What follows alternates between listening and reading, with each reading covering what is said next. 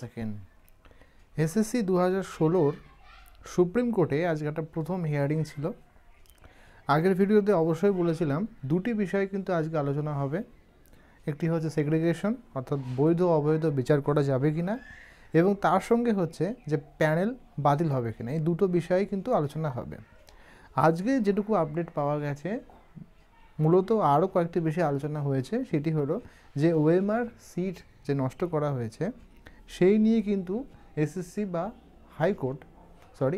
বা রাজ্য সরকার কোনো রকম কিন্তু সদুত্তর দিতে পারেনি।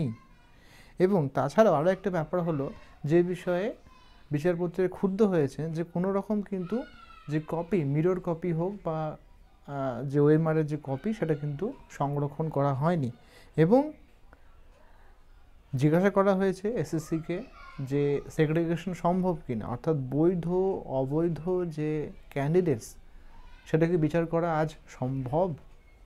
সেই বিষয়ে কিন্তু কোনো রকম পারফেক্ট অ্যান্সার বা সঠিক উত্তর এসএসসি দিতে পারেনি, সেরকম কোনো উপযুক্ত অ্যান্সার দিতে পারেনি।